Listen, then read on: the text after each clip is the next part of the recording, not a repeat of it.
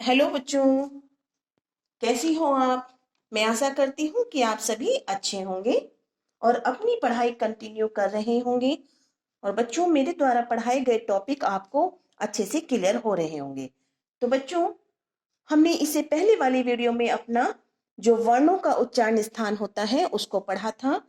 मैं आशा करती हूँ कि आप सभी को वो बिल्कुल क्लियर हो गया होगा। तो बच्चों, जो ये हमारे संस्कृत के वर्ण होते हैं, अब हम एक बार रिपीट कर लेते हैं, क्योंकि मोस्टली हमें इन वर्णों की आगे भी आवश्यकता पड़ती है कि इन्हें किस प्रकार से प्रयोग करना है। और बच्चों, मेन आपका है कॉम्पिटिटिव एग्जाम में भी, आपके मेन एग्जाम में भी बच्चों उच्चारण स्थान तो बिल्कुल आपको छोड़ने नहीं है कि इन वर्णों का उच्चारण स्थान क्या है, उनका नाम क्या है, कहाँ से इन वर्णों के को बोला जाता है, उच्चारित किया जाता है। चलिए बच्चों, अब हम पढ़ते हैं जो हमारी संस्कृत की वर्णमाला है। मैंने इससे पहले वीडियो में भी आपको बताया था कि स्वर कौन से हैं और व्यंजन कौन से हैं। एक बार फिर भी हम रिपीट कर लेते हैं बच्चों। जो हमारी संस्कृत के स्वर हैं उन्हें हम संस्कृत में बच्चों जो स्वर होते हैं उन्हें अच प्रत्याहार कहते हैं। जो 14 महेश्वर सूत्र हैं, आपने देखा होगा, पहले सूत्र से लेकर सूत्र नंबर 4 तक हमारे जो वर्ण आते हैं वो हमारे अच यानी कि स्वर होते हैं।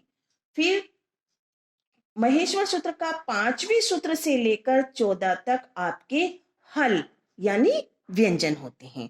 तो जो संस्कृत में, हिंदी में हमारे स्वर होते हैं उन्हें संस्कृत में हम अच कहते हैं।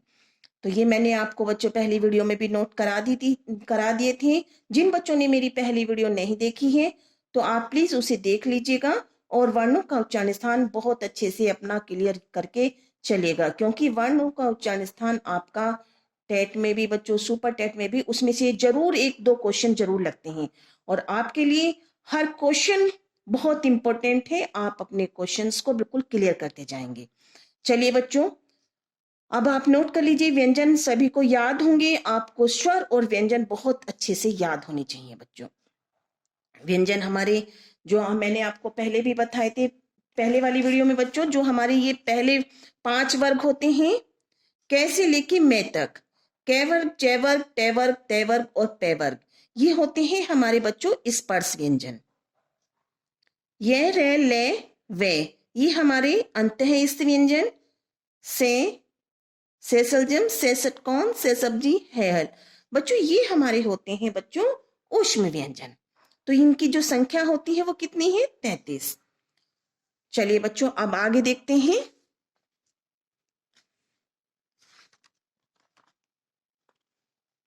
इनके साथ बच्चों हमारे होते हैं संयुक्त व्यंजन। संयुक्त व्यंजन बच्चों बहुत बार आपका मेन एग्जाम में भी पूछ लिया जाता है कि संयुक्त व्यंजन कौन कौन से होते हैं। तो कौन कौन से होते हैं? एक होता है छाछतरिया, तत्रिशूल, अज्ञ ज्ञानिक, और इसी के साथ बच्चों एक हमारा जुड़ा हुआ है श्रमिक। ठीक है, तो सबसे पहले हम इन्हें देखते हैं कि जो हमारे संयुक्त व्यंजन है, संयुक्त व्यंजन कौन से होते हैं बच्चों? 2 वर्णों के मेल से जो बने होते हैं वो हमारे संयुक्त व्यंजन कहलाते हैं। एक बच्चों होता है हमारा अनुस्वार। अनुस्वार आप सभी जानते हैं, जिन्हें जैसे हम हिंदी में लिखते हैं अंग से अंगूर, जो सिरोरेखा के ऊपर एक बिंदी लगी रहती है। बच्चों आप कंफ्यूज नहीं होंगे सिरोरेखा क्या होती है। अगर आपको मालूम है अच्छी बात है, जिनको नहीं मालूम है उनका भी डाउट क्लियर हो जाना चाहिए। जो बच्चों हमारे ये व्यंजन वर्ण होते हैं, वर्णों के ऊपर जो ये हम लाइन खींचते हैं, इसे हम सिरोरेखा कहते हैं। ठीक है, कभी कभी ये क्वेश्चन पूछा जाता है, आपका फर्स्ट ईयर में भी पूछा होगा, थर्ड सेम में भी पूछ लेते हैं। और जो ये बच्चों सीधी रेखा होती है इसे हम पाई कहते हैं। ठीक है, हो गया क्लियर। तो अनुस्वार ये है हमारा अंग से अंगूर जो होता है उसके ऊपर एक बिंदी लगी होती है सिरोरेखा के, उसे हम अनुस्वार कहते हैं।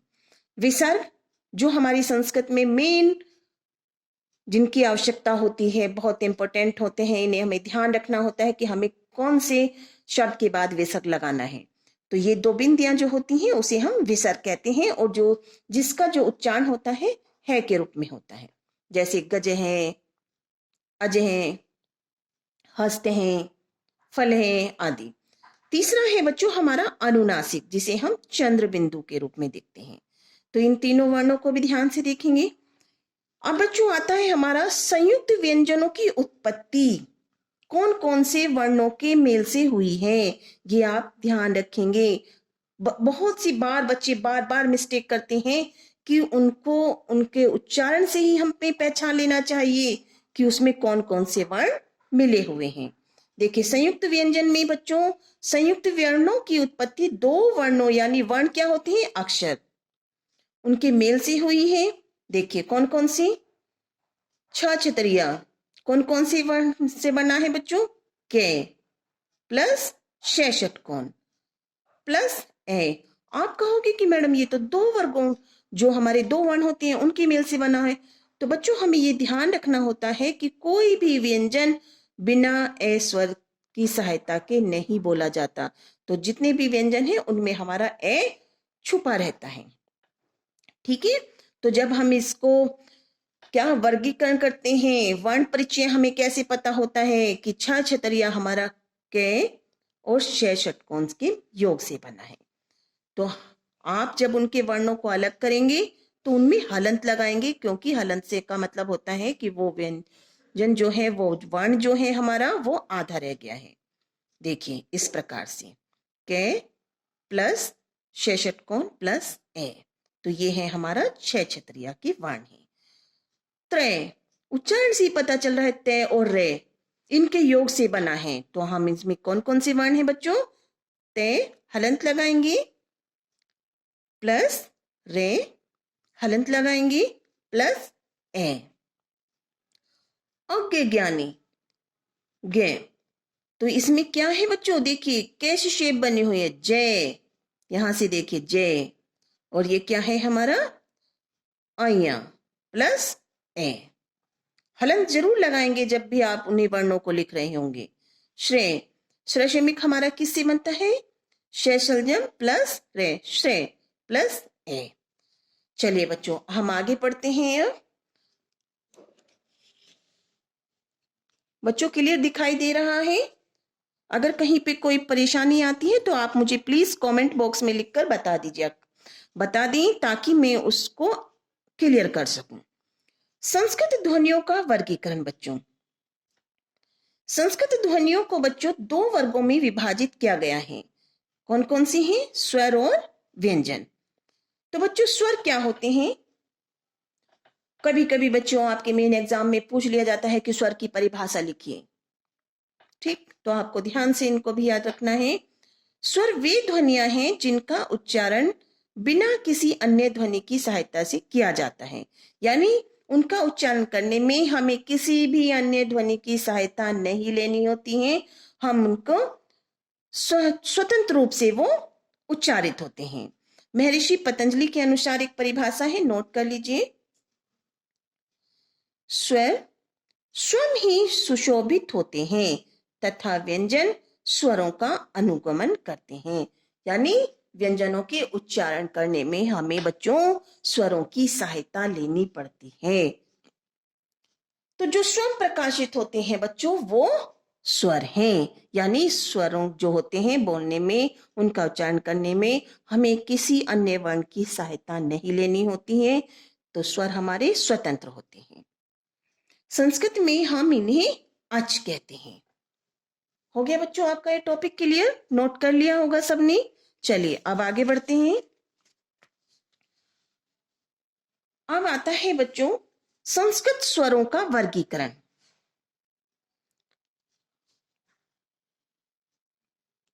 बच्चों आप सोच रहे होंगे कि मैडम तो बहुत ज्यादा हमें डीपली पढ़ा रही हैं। डीपली बच्चों आपको इसलिए पढ़ना है ताकि आपका हर टॉपिक बिल्कुल क्लियर हो जाए, आपको हर चीज की नॉलेज होनी चाहिए, क्योंकि इन्हीं चीजों के ऊपर हमारी संस्कृत डिपेंड करती है। संस्कृत स्वरों का वर्गीकरण, स्वरों का वर्गीकरण है बच्चों, यहाँ पे ध्यान से देखेंगे तो इनको हम चार प्रकार से इनको वर्गीकृत किया गया है। कैसे, के नंबर फर्स्ट पे लिखेंगे स्वर के उच्चारण में अन्य स्वर का योग न होने या होने के आधार पर। ठीक है, नेक्स्ट है काल, काल होता है बच्चों हमारा समय, समय के आधार पर। थर्ड है जीवा की स्थिति के आधार पर। कैसी? जीवा की स्थिति के आधार पर। 4 नंबर पर देखेंगे बच्चों, ओटों की आकृति के आधार पर। बच्चों हम जैसे बोलने में तो हम बोल देते हैं होठ, लेकिन उसका शुद्ध होता है ओट। तो ओटों की आकृति के आधार पर। तो 4 प्रकार से हमारे स्वरों का वर्गीकरण हुआ है। आप सोच रहे होंगे कि अभी तो मैडम कह रही थी कि हमें स्वरों के उच्चारण में किसी का, हमें क्या होता है कि स्वर स्वतंत्र होते हैं, उनके उच्चारण में हमें किसी का योगदान नहीं लेना होता, यानी उनके उच्चारण में हम किसी अन्य वर्ण की सहायता नहीं लेते। लेकिन मैम ने यहाँ बताया कि स्वरों का योग न होने और होने के आधार पर। ये टॉपिक आपका अभी क्लियर हो जाएगा बच्चों। देखिए सबसे पहले हम लेते हैं स्वर के उच्चारण में अन्य स्वर का योग ना होने या होने के आधार पर किस प्रकार से। देखिए बच्चों, जो हमारा मूल स्वर है, मूल स्वर आप नोट कर सकते हैं, इसकी परिभाषा क्या होती है बच्चों। मूल स्वर वे होते हैं जिनके उच्चारण में अन्य स्वरों का योग नहीं होता, उन्हें हम मूल स्वर कहते हैं। इसके अंतर्गत आते हैं बच्चों ए, ई, उ, री, रे। इन वर्णों को नोट करेंगे ध्यान से बच्चों, ए, ई, उ, री, रे। अब देखिए बच्चों, जो ये हमारा रे है, साहित्यिक संस्कृत में वर्तमान समय में इसका प्रयोग नहीं किया जाता। तो हमारे मूल स्वर कितने रहे बच्चों? अब 4। ठीक है, ए, ई, उ, रे। तो ये हमारे 4 मूल स्वर हैं, यानी इनके उच्चारण में हमें किसी अन्य स्वर की सहायता भी नहीं लेनी होती है। ठीक, इनके उच्चारण में कोई अन्य स्वर का योगदान नहीं होता। सेकंड है बच्चों सन्निहित या संयुक्त स्वर। संयुक्त से आपको समझ में आ गया होगा, अभी हमने संयुक्त व्यंजन पढ़े थे, लेकिन यहाँ पर बच्चों स्वर की बात हो रही है, इसे ध्यान से देखेंगे। किसकी बात हो रही है? संयुक्त की, स्वर की। तो संयुक्त स्वर क्या होते हैं बच्चों? संयुक्त स्वर वे हैं बच्चों जो 2 स्वरों के मेल से बने होते हैं। 2 स्वरों के मेल से बने होंगे। कौन कौन से हैं बच्चों? आ, ई, उ, ऐ, एसेरी, आई से ऐनक, ओ से ओखली और औ से उरक। अगर बच्चों आप इन वर्णों को ध्यान से पढ़ लेते हैं, समझ लेते हैं, तो आपकी संधि का टॉपिक बिल्कुल क्लियर हो जाता है। कैसे? ये मैंने आपको संधि के प्रकरण में समझाया भी है, अभी देख लीजिए, आपका थोड़ा डाउट यहाँ पे क्लियर हो जाएगा। देखो बच्चों, आ में कौन कौन से वर्ण मिले होते हैं? ए हर्ष प्लस ए हर्ष, यानी दोनों तरफ ए है, तो दोनों का योग होने पर आ बनता है। ठीक, उसी प्रकार से ई प्लस ई, दोनों तरफ हर्ष है, ई है, तो इसके मेल से क्या बना है? ई। ठीक है बच्चों, ये हमारे दोनों तरफ हर्ष स्वर आ रहे हैं और इनसे हमारा दीर्घ स्वर बन रहा है। थर्ड पे देखिए उ प्लस उ, तो दोनों के मेल से बच्चों क्या बन रहा है? दीर्घ ओ। अब देखिए ए प्लस ई, ए प्लस ई, ई में बच्चों यहां पे इन दोनों वर्णों के मेल से क्या बनता है? ए। ए बना हमारा, और आई में देखिए ए प्लस ए, आई। ओ बच्चों किन कौन कौन से वर्ण हैं ओ में? ए प्लस उ, ओ। और आउ में देखिए बच्चों ए प्लस आउ, इनके मेल से हमारा आउ बनता है। हो गया बच्चों क्लियर? ये बच्चों थोड़ा सा मिस्टेक है यहाँ पे, ओ से ओखली, मैं इसको दोबारा लिख रही हूं, ये लिखने में हो गया होगा। ठीक है, ए प्लस ओ से हमारा औ बनता है। तो जो दो वर्णों के मेल से बनते हैं वो हमारे सन्निहित या संयुक्त स्वर होते हैं। और हमारे संयुक्त स्वर 1 2 3 4 5 6 7। तो कितने हैं बच्चों हमारे ये? 7। मूल स्वर कितने ही रह गए हमारे यहाँ बच्चों? 4। इनकी संख्या भी नोट करते जाएंगे। हो गया? अब आगे बढ़ते हैं बच्चों।